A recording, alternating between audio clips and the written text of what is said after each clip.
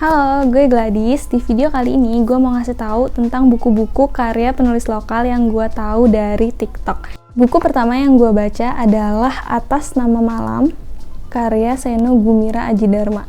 Ini adalah kumpulan cerpen yang cerpen-cerpennya itu mengangkat hal-hal yang dianggap tabu, kayak seks, alkohol, perselingkuhan, pembunuhan, bahkan sampai dengan penemuan mayat. Dan yang gue suka, hal-hal itu bukannya diromantisasi, melainkan dianggap sebagai hal biasa yang merupakan bagian dari hidup gitu.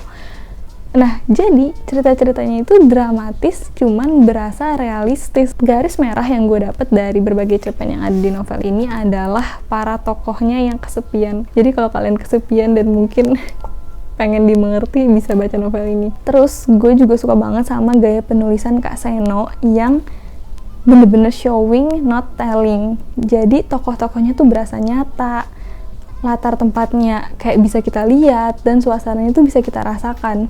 Jadi kalau kalian baca buku ini tuh bakal mudah buat kalian hayatin, terus kalian bakal merasa kayak jadi bagian dari cerita-ceritanya. Gue suka banget, dan ini gue kasih bintang 4. Buku selanjutnya yang gue baca adalah buku legendaris Bumi Manusia karya Pramudia Anantatur. Buku ini tuh menceritakan tentang tokoh-tokoh yang hidup pada awal abad ke-20, yaitu pada masa pemerintahan Hindia Belanda di Indonesia. Nah, pada masa itu ada kasta yang berlaku di masyarakat. Istilahnya ya, kita sebut sebagai kasta. Nah, kasta yang paling tinggi itu adalah orang-orang Belanda asli, keturunan Belanda asli. Di bawahnya ada kasta yang kita sebut sebagai Indo.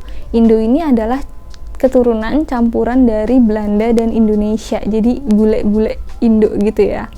Nah, yang paling bawah adalah kasta pribumi, yaitu orang-orang Indonesia asli. Bener-bener ya, masa penjajahan orang Indonesia paling bawah. Nah, tokoh utama di novel ini adalah Mingke. Mingke ini seorang pribumi, tapi dia punya pemikiran Eropa. Jadi dia itu pribumi yang nggak mudah patuh atau tunduk pada adat. Dia juga punya keahlian-keahlian yang tidak lazim dimiliki oleh pribumi, seperti keahlian menulis, keahlian bahasa Belanda, dan lain-lain. Jadi, menurut gue hal yang paling mencolok di novel ini adalah bagaimana para tokohnya melawan stereotip dari kasta-kasta yang berlaku pada zaman itu. Cuman gak tentang kasta aja, novel ini juga mengangkat hal-hal seperti feminisme, entrepreneurship, dan perkembangan teknologi modern. Gue kagum banget hal-hal seperti feminisme dan entrepreneurship ini udah dibahas, padahal buku ini ditulis pada tahun 1960, yang kalau di pikiran gue pada zaman itu tuh pemikiran ini belum sering dibahas gitu. Yang zaman sekarang udah sering dibahas aja, penyebarannya masih belum merata. Nah, Pak Pram pada tahun 1960-an udah kepikiran aja dan udah bisa bikin buku yang se-ikonik ini. Jadi gue kagum banget. Beberapa dari kalian mungkin ada yang belum tahu bahwa buku ini tuh pas zaman Soeharto, pemerintahan Soeharto, sempet dilarang buat dibaca. Jadi gue bersyukur banget karena zaman sekarang buku ini udah bisa dibaca bebas sebebas-bebasnya, dan gue pun bisa baca. Jadi gue bisa dapat pemikiran baru tentang budaya dan sejarah Indonesia.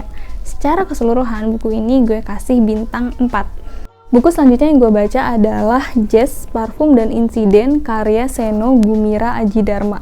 Isi buku ini sesuai banget sama judulnya. Isinya tuh terbagi jadi 3, yaitu tentang parfum, jazz, dan insiden. Jujur aja kalau untuk parfum dan jazznya gue tuh gak begitu ngerti. Gue cuman suka sama gaya penulisannya aja yang mellow gitu dan bikin gue berasa kayak ada di bawah alam sadar, berasa dalam mimpi gitu.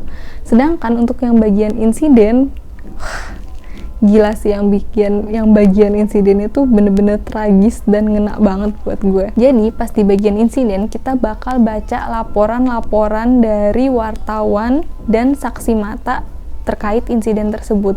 Insidennya apa? Insidennya ini tentang pendudukan militer di Timor Timur. Pendudukan militer tuh maksudnya apa sih? Pendudukan militer ini tuh jadi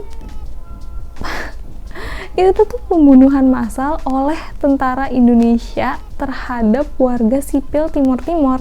Bener-bener isi laporan-laporannya itu tuh serem-serem banget, sampai yang gue mikir masa iya sih hal ini terjadi. Terlepas dari keakuratan apa yang ditulis di novel ini ya, pas gue searching artikel dan berita-beritanya di internet, kasus ini tuh emang beneran ada gitu. Kembali ke novel, gue nggak paham kaitan dari Jazz Parfum dengan insiden pendudukan militer di Timor Timur. Gue merasa kayak 3 hal ini tuh di buku ini berdiri sendiri-sendiri gitu. Cuman gue sempat kepikiran juga, mungkin gue nggak tahu bener atau enggak, mungkin Jazz dan Parfum ini tuh sekedar cerita pengalihan aja agar insiden yang diangkat di novel ini tuh nggak terlalu ketara. Karena pada masa buku ini diterbitkan, insiden pendudukan militer itu masih ditutup-tutupi oleh pemerintah. Mungkin sekarang pun masih ditutup-tutupi ya. Jadi secara keseluruhan gue ngerasa buku ini tuh nggak sekedar buku cerita aja, cuman ada hal-hal yang lebih dalam yang gue sangat apresiasi Kak Seno yang udah ngangkat ceritanya di buku ini. Karena kalau nggak baca gue nggak tahu, bener, pengetahuan sejarah gue tuh minim banget. Gue tuh nggak tahu ada pendudukan militer di Timur Timur yang sadis ini. Gila sih, parah. Buku selanjutnya yang gue baca adalah Mirah dari Banda karya Hana Rambe. Novel ini tuh bercerita tentang Mirah, salah satu korban kerja paksa di masa penjajahan. Jadi Mirah ini diculik saat dia masih kecil, terus dibawa ke Banda Neira untuk bekerja di perkebunan pala. Kalian tahu nggak pohon pala kayak apa? Gue nggak tahu. Terus kalian tau gak sih ada yang namanya Banda Neira di Indonesia? Gue nggak tahu. Gue pikir Banda Neira itu tuh nama band aja. Ternyata itu nama tempat. Gue baru tahu. Anyway, dari novel ini kita bakal tahu tentang perkebunan pala, tentang Banda Neira, dan tentang orang-orang yang dipekerjakan secara paksa di sana. Menurut gue ini tuh ceritanya miris dan penting untuk dibaca. Cuman gaya penulisannya itu menurut gue jelek banget gitu. Kayak terlalu cringe dan hubungan antar tokohnya tuh terlalu dipaksakan gitu. Kayak tokoh-tokohnya tuh diciptakan demi cerita, bukan ceritanya itu terjadi secara alami karena tingkah laku para tokohnya. Jadi kalau menurut gue, kalau kalian baca buku ini, kalian tuh bakal kurang simpati dengan para tokohnya, tapi kalian bakal tetap baca karena kalian tertarik sama tragedi-tragedi yang ada di buku ini. Buat gue, buku ini tuh dapet bintang 3. Novel terakhir yang gue baca adalah Cantik Itu Luka karya Eka Kurniawan. Jadi novel ini tuh rame banget.